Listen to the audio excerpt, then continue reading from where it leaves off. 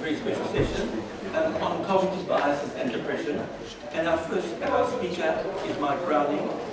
Mike is an associate professor in the Department of Psychiatry here in Oxford, and he runs the computational psychiatry lab. His research focuses on the role of learning in the etiology and treatment of emotional disorders, that's both anxiety and depression. So he's going to speak to us now on cognitive bias and depression, and we talk about in the general realm of mechanisms through which depression may affect economic decisions. Mike. Thanks very much, Alan. And I should add, this was just the kind of thing that we were talking about the intersection between economics and mental health. Yeah. So, thank you very much. The focus of my research is quite different from what we've seen before, which I'm really struck by the impressive studies that we've just seen in some really important real-world outcomes. And I've been asked to speak about cognitive biases, so I thought about how I could do it in a way that might be most useful for the people in this meeting. And so, what I'm going to do, just first of all, is tell you what I mean by cognitive bias. So basically, generally, when we say cognitive bias, we mean people seem to favour one type of information over another. This has been linked to depression. I'm going to start off with a bit of work that's been done in the department looking at these sorts of measures, particularly pharmacological treatments of depression. And the kind of cognitive biases we think of there is that people who are depressed or at risk of getting depressed seem to focus more, to be more influenced by negative events than positive events, and that's thought to be causally related to the illness. And I'm going to suggest ways in which that might be a useful thing to measure in the clinic. I give you a little bit of evidence for that.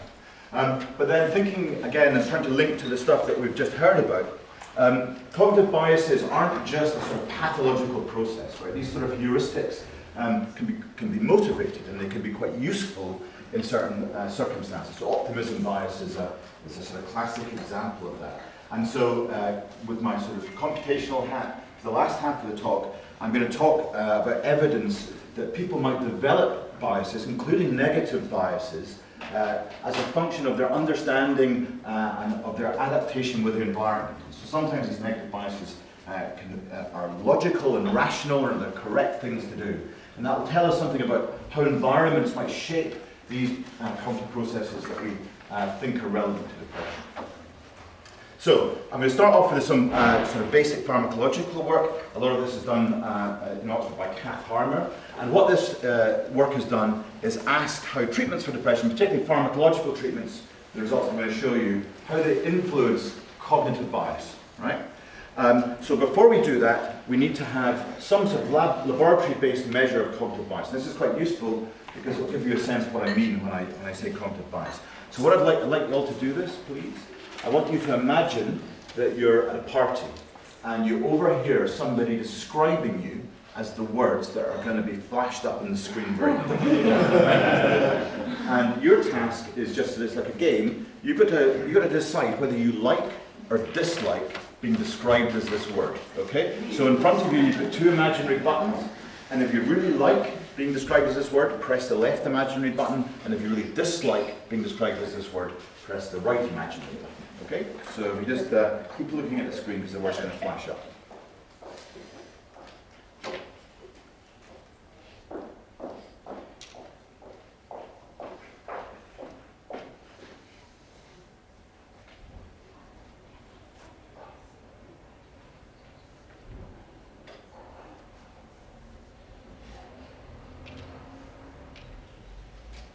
Alright, so that was a relatively straightforward task, okay, and everyone can do it. People generally get the same answer for each one of those words because they're generally quite nice or quite nasty, and you can measure the reaction time if you like, and that might give you a measure for how available that sort of, I'm liked or I'm disliked idea is.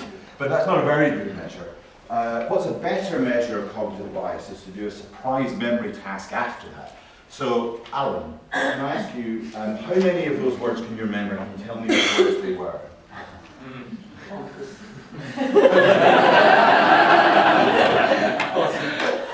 Amiable. Yeah, okay. So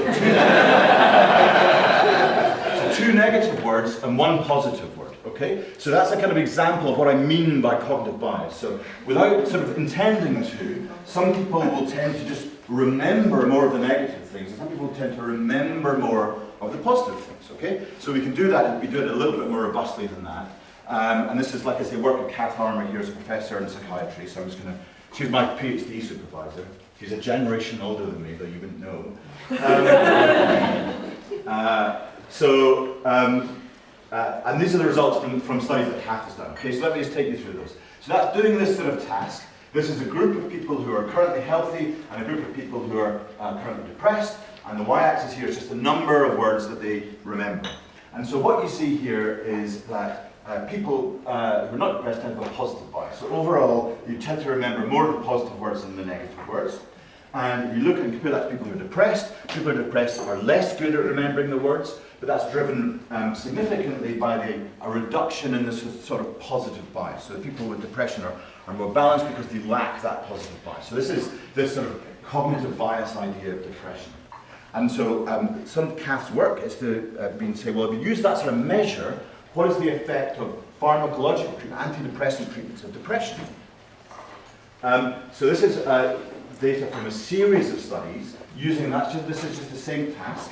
And these are data in healthy people, right? So these people are not depressed at all. The y-axis here is a bit different. The y-axis isn't the total number of words now, it's the number of positive minus the number of negative words, remember. So if it's above the line, you're more positive, it's below the line, you're more negative. And these people were just given short courses, sort of between a day and a week, of different sorts of antidepressant or placebo. So citalopram is an antidepressant that acts on serotonin. Reboxetine is an antidepressant that acts on noradrenaline. Mirtazapine is a sort of second generation antidepressant that has a bunch of different activities and different receptors, okay? And compared to placebo. So what's Kath's shown in a bunch of different studies is like this task and similar tasks, there's a number of other ones like it, seem to induce a positive bias in the way that people automatically think about information. So that's a kind of like interesting, potentially mechanistic route by which antidepressants might work, right? Because we normally think antidepressants work by increasing the level of serotonin or something like that. But you can think about the serotonin being one level and then this sort of intra-individual cognitive processes as being sort of the next stage up, and that might tell us something interesting about how they work. So this is healthy people. What about depressed patients? So this is the slide I showed you before, the just baseline effect of depression. In this study, actually, there was healthy people, depressed people, and the depressed people were given either a single dose of placebo or a single dose of antidepressant reboxetine. So these are the placebo groups, and these are the same bars across. And if you look at the effect of depressed people who are given a single dose of reboxetine, you can see it seems to reinstate this positive bias, right? So just like you get with healthy controls, you get the same effect of antidepressants in depression. So this is kind of interesting mechanistically because maybe that's how antidepressants work. Maybe they change the neurochemistry in your brain that causes you to have more positive bias, and that leads to you feeling better sort of 6 weeks down the line when you take the antidepressants. So if that's true, then we should be able to predict whether people are going to get better from antidepressants ultimately if we measure these biases quite early on in treatment, changing biases early on in treatment. So there's been a couple of studies that have done this. This is an initial study from 2009 that just shows that the more a person's bias changes over the first couple of weeks of treatment here, the more likely they are to respond to that antidepressant after a full 6 weeks of treatment. And I've done some work as well at the individual patient level, showing that we can predict to some degree whether people are going to respond. Okay, so we get a prediction accuracy of about 60%. So it's not fantastic, but it's not zero. So that allows us, that raises the possibility that we might actually be able to use this information in the clinic, right? So one of the difficulties with antidepressants is you give someone an antidepressant, quite often it doesn't work. You've got to wait sort of 6 weeks to tell whether it works, and then if it doesn't work, you've got to change something else, and another 6 weeks, it takes forever. And so we might be able to use these sorts of measures just after a week or so of treatment, and if people haven't responded on these measures and this sort of tests, then change their antidepressant then rather than waiting forever and ever. So this is a large RCT that we've just finished. It's completed. It's 800 or 900 people across Europe started an antidepressant. I'm just going to tell you the results. I'm not going to show you them because I'm going on to the computational stuff. But what we did here is we randomized people who were starting an antidepressant just to have treatment as usual or to have their treatment guided by this predictive algorithm that we developed. And the idea is that if after a week the predictive algorithm said that you weren't going to respond in this group, then we changed their antidepressant. And the primary outcome was whether people responded more in terms of depression symptoms at 8 weeks in this arm versus that arm, but we also followed people up for a year. So the results of this study is that the primary outcome, the response was not significant. So it improved it, but not significantly, but we did see a benefit of this, using this algorithm to guide treatment on both symptoms of anxiety at 8 weeks and on functional outcome at 6 months as well. So it seemed to bring forward the functional outcome a bit. So there's a little bit of evidence that this might be useful clinically. Okay, so hopefully I've just shown you like a quick sort of whistle-stop tour of this sort of cognitive bias, how it's kind of interesting mechanistically in terms of how treatments might work, and that includes pharmacological treatments, where we don't think this is how it works generally, and not just CBT, and it might be related to the treatment effects of these interventions, and that you can think clinically that this sort of thing might be useful if you want to identify novel treatments, or for example, you use this as a target to say, what else can I use to change these biases, because maybe that would be a useful treatment. And also with just that quick study I mentioned to you at the end, it might be useful actually clinically to make clinical decisions and guide antidepressant treatment. Okay? Right. So I'm going to move on to this next thing, and maybe this is a little bit closer to some of the work we've talked about before in terms of sort of people's environment and their cognitive processes. And so this is work that takes a computational bent, for those of you who like equations. And so the first question I'm going to think about is, well, why might someone develop a negative bias, right? So one of the ways that we tend to treat this sort of cognitive processes in mental health is we do case control studies, we find some sort of abnormality in a clinical group, and we say that abnormality causes this illness, right? Obviously, that's not proof of it, but that's generally the way we think. And that, may be true, but what's quite useful is to say, is there a logic, is there a rationale about when someone might develop or might use this style of thinking? Because if we understand that, then we might be able to think about other ways of changing it, but we might also be able to think about how the person's environment has shaped their cognition and perhaps led to their depression. And I'm going to show you a couple of different examples of what I'm talking about here and work them through. And the first one is work that we've done looking at how informative events are, and that negative bias is an appropriate response if you live in a world where negative events are just more useful to learn. And then the next one is work from Princeton, not from what we've done, which is very interesting work looking at how you should make sequential decisions, which is kind of obviously relevant to sort of economic questions. So the first work is done by myself, and this is Erdem Pulke, my postdoc, who performed a lot of it with me. And this is thinking about, can we understand why negative biases occur in the first place within a learning framework? Okay? And the sort of background for this is that whenever we learn from things, certain events are just more useful to us than other events. I'm going to give you an example of that in a second. And we're generally, it turns out, quite sophisticated learners, and we tend to tune how we learn to how informative different events are. And one example of that I'm going to show you is if the thing we're learning about is more changeable, it's just more informative than if the thing we're learning about is stable. Okay? I'm going to take you through that just in 1 second. So this is an equation. I don't have lots of these, and it doesn't matter if you don't like equations, but what this is a really simple learning equation. This is the Rescola-Wagner learning group, and it just gives you, it's quite useful for describing how humans and animals learn, and it tells you really simply that if you're learning about something, your belief after you've had a new bit of information should just be whatever your belief was before, plus the difference between the actual what just happened and what you thought was going to happen, multiplied by a learning rate. Okay, so you update your beliefs as a function of how surprised you were by events. And so the thing to see about this, right, is there's basically two sources of information that you're balancing. The new source of information, this thing you've just seen, and the old source of information, which is what you already knew about that thing, right? And so this learning rule is how you balance, how you weigh up those two sources of information. And the learning rate here is just some number between 0 and 1, and that acts as the weight. Okay? The learning rate is very low, you ignore the new information. The learning rate is high, then you're dominated by the new information. Okay? And you should tune your learning rate as a function for how informative the new outcome is relative to the old outcome. I'm going to show you an example of that in a second. Right? So this is my toy example for why you should tune your learning. This is Roger Federer. Roger Federer is one of the greatest tennis players in the world. And I want you to imagine you're trying to learn how good a tennis player Roger Federer is, okay? And the only information you have are the outcomes of 100 matches that you watch one after another. And so this is made up data. The green lines are lines that he's won, and the red lines are lines that are matches that he's lost, right?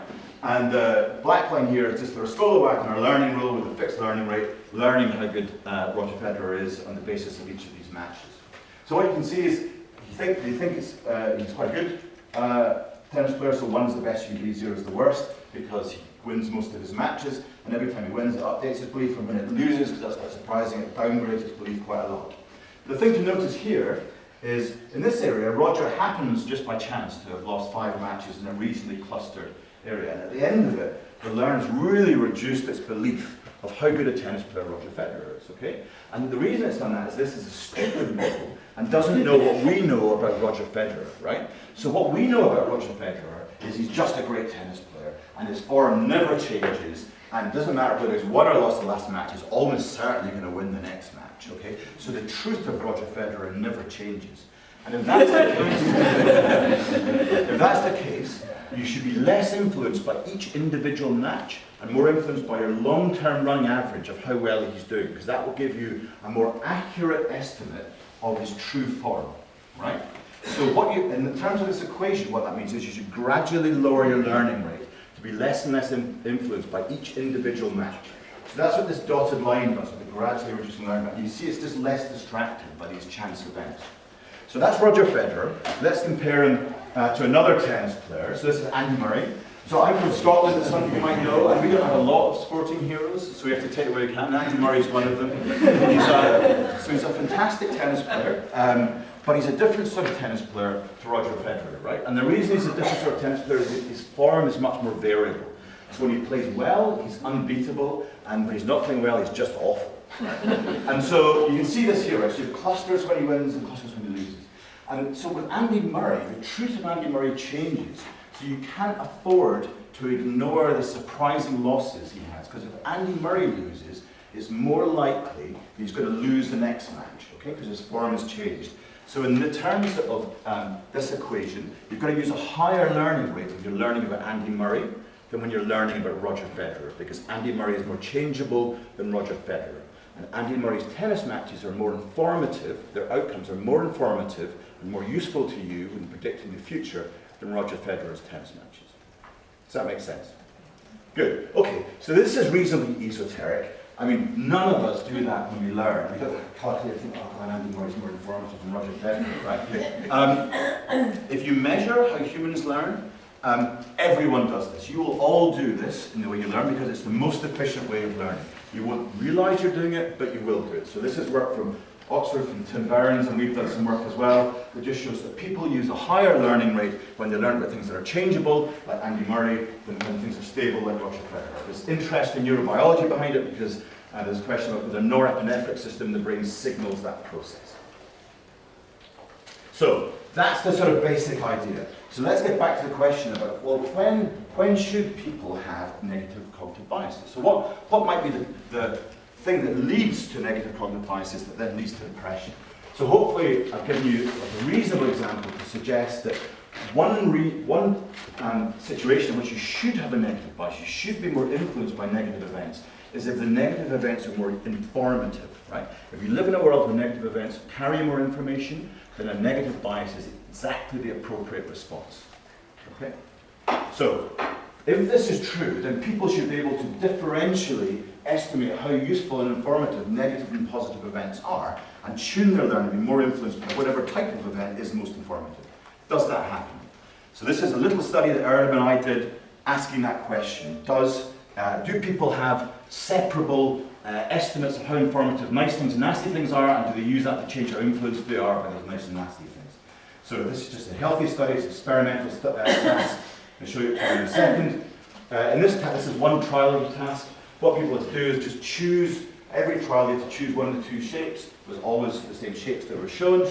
After they chose, then there were two outcomes presented. One was a win outcome, and if you chose the shape with the win outcome, you get given money.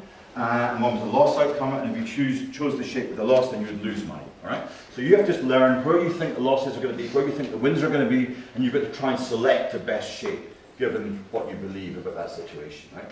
So the important thing about the task is there's two aspects to it. The first thing is, these are the 4 types of outcome you can have. The wins and the losses are independent. So it might be that you choose the win, but you don't get a loss, in which case you'll win money. It might be you choose the loss, and then you'll get the win, or you'll lose money. It might be you choose a shape, but the win and the loss are on the other side, you don't get any money there. And it might be that you choose the shape with both the win and the loss, so they cancel each other out.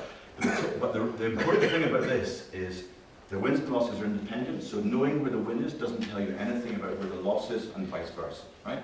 So to do this task, you can separately learn where I think the win's going to be and where I think the loss is going to be.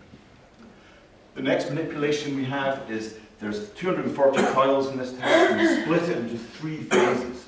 And the lines here, the y-axis is just the probability that the outcome, green for wins, red for losses, will be associated with shape A, whatever that is, right? And you can see there's one where they're both changing, they're both changeable, like Andy Murray. In this one, you should use a high learning rate influenced by both wins and losses. And then another block, one of them is changeable and the other stable, and then it reverses. So in this one, you should be more influenced by the losses, and in this you should be more influenced by the wins, okay? Because they're more changeable. And the order of those last 2 boxes is counterbalanced across people.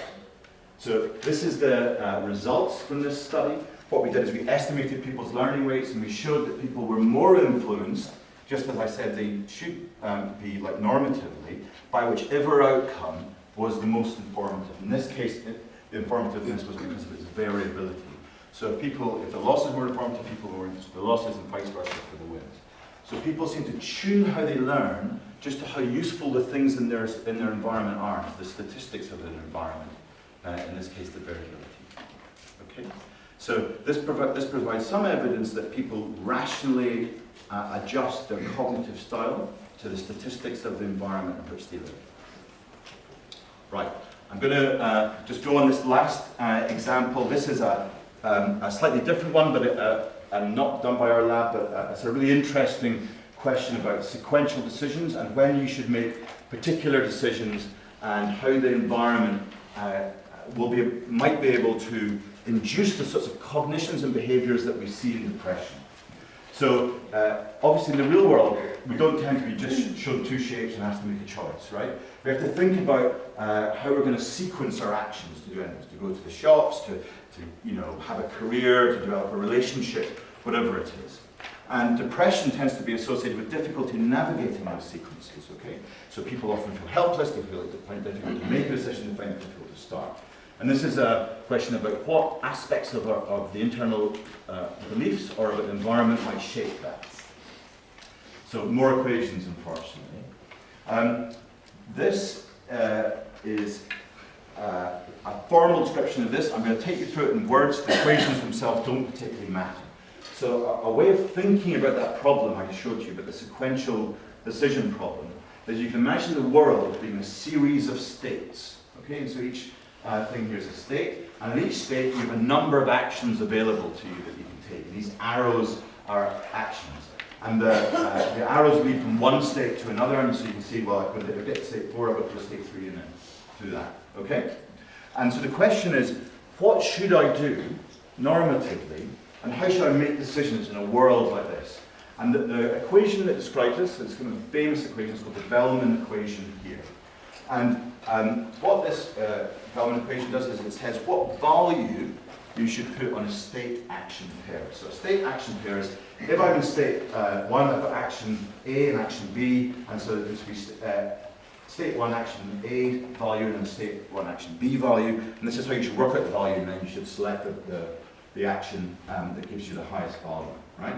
And what it says you should do is you should take the reward or the outcome that you get from taking that action, and then you should add to it the discounted reward or value of every other state that you go from that subsequently, from there to the end of time. Okay? So that's the optimal thing to do. So that's quite a difficult thing to work out, because you've got to go from now to the end of time. Okay? So that is difficult to work that out in terms of that time horizon.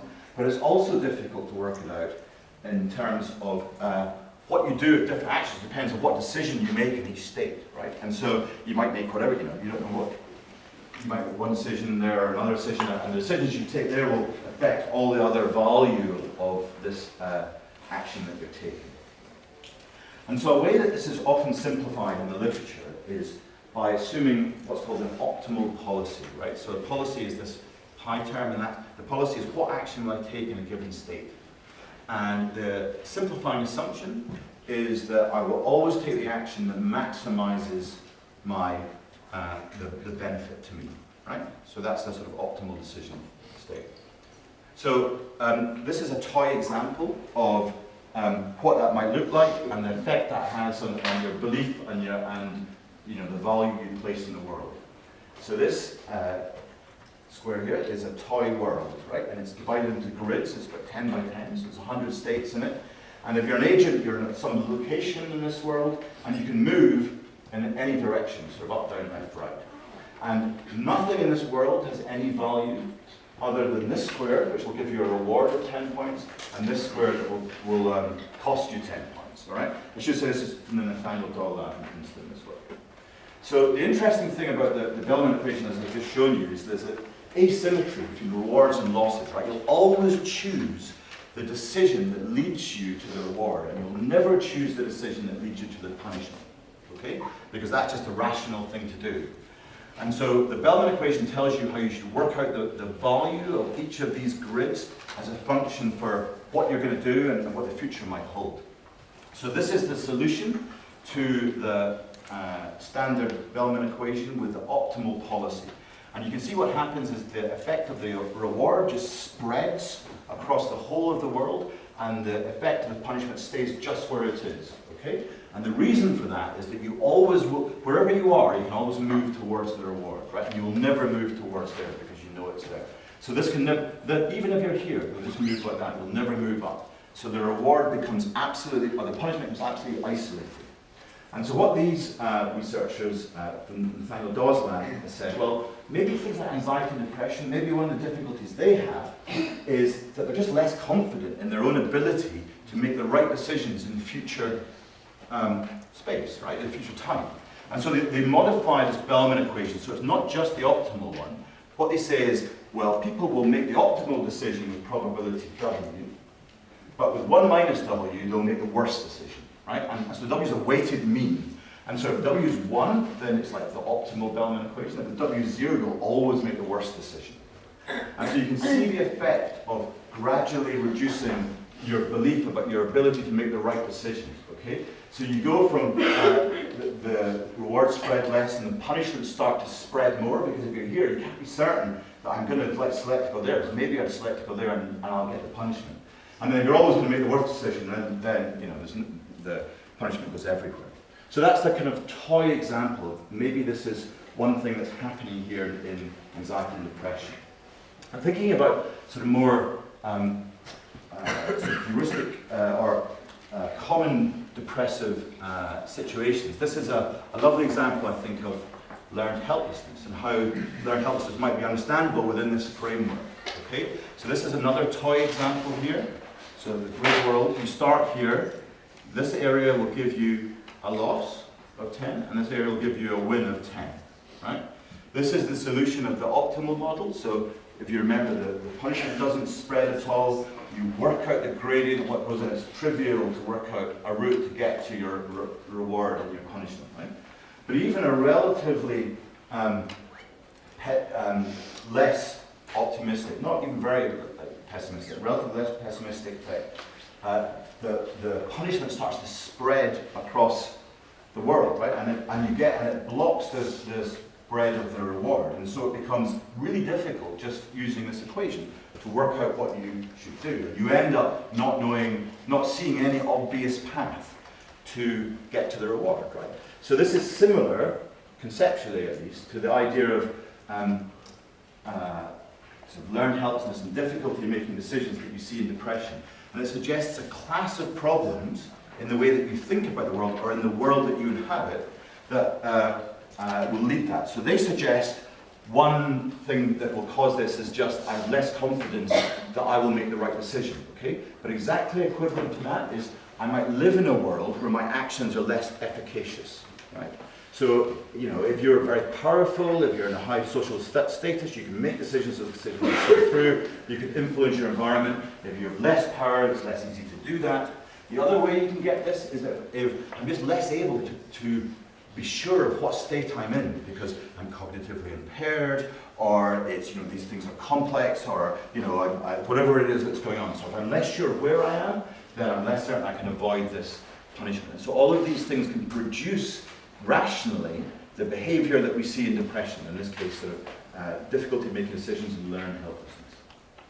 So I'm just going to finish there, and hopefully I've given you a little example of why cognitive biases might be useful in clinical management of depression, and some examples of how negative cognitive biases depression may sometimes be a response, and a reasonable response to the environment. And it might be possible, and I think this was sort of hinted at in terms of the cash transfer question, it might be possible to change people's cognitive style by changing their environment. For example, giving them cash.